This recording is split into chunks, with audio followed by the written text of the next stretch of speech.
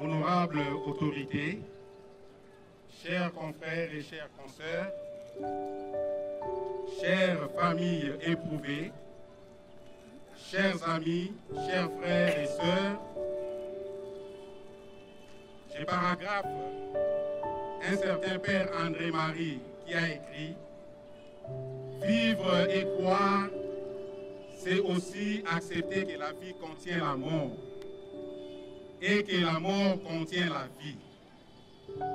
C'est savoir au plus profond de soi qu'en fait, rien ne meurt jamais. Il n'y a pas de mort, il n'y a que des métamorphoses. » C'est avec une émotion profonde et une tristesse indicible que nous sommes réunis ici aujourd'hui, au chevet de deux vies arrachées trop tôt à notre affection, à notre communauté, à leur mission. Le 4 octobre 2025, sur la route nationale numéro 12, le destin a brutalement arrêté la marche de deux jeunes étoiles de la médecine congolaise. Je cite le docteur Edmond Ponginzuzi et la doctoresse Gloria Ndumba Lubengo. Ils étaient jeunes, talentueux, passionnés. Ils n'étaient pas seulement médecins par profession. Ils l'étaient par conviction, par amour du prochain, par ce serment d'Hippocrate qui fait de la vie humaine la valeur suprême à préserver, à défendre, à protéger jusqu'au bout. Ils avaient compris que les médecins étaient un veilleur de vie, un gardien des souffles des autres, un témoin du courage face à la souffrance. Leur disparition tragique n'est pas seulement une perte pour les familles, mais aussi pour toute la communauté médicale du Congo central, pour nos hôpitaux, nos étudiants et nos patients.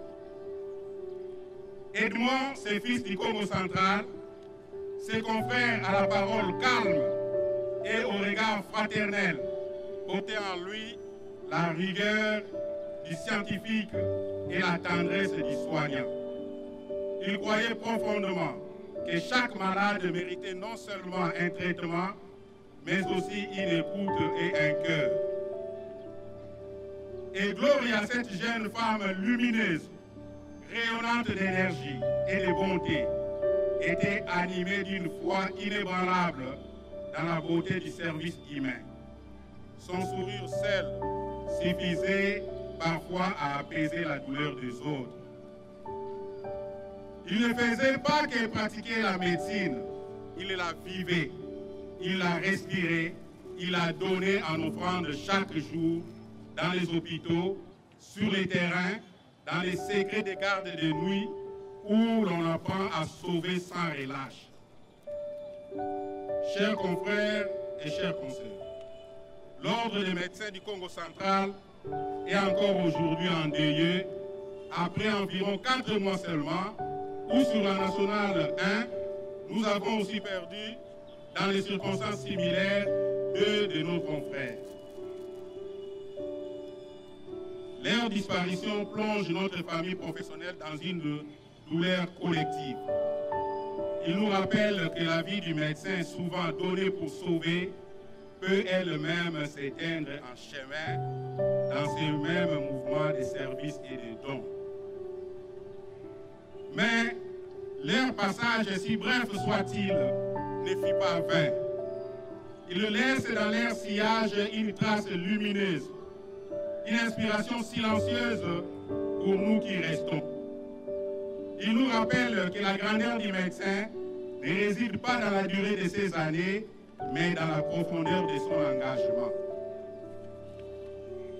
Chères familles éplorées, parents de Edmond et de Gloria, nous savons que rien ne peut combler les vides que laisse un enfant, un frère, une sœur, un collègue qu'on aimait tant.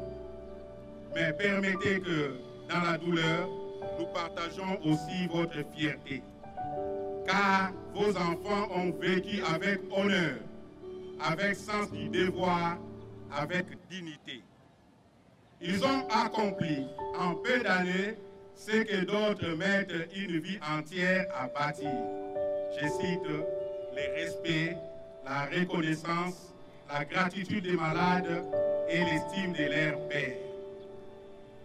Oui, la mort les a pris trop tôt, mais leur lumière, elle, ne s'éteindra jamais. Elle continuera de briller dans les couloirs des hôpitaux, dans le regard des étudiants qu'ils inspiraient, dans la mémoire du corps médical qu'ils ont honoré. La parole de Dieu nous enseigne dans Ésaïe 57, 1, les justes périssent, mais nul ne prend cela à cœur. Les hommes de bien sont enlevés, et nul ne comprend que c'est pour les préserver du malheur à venir.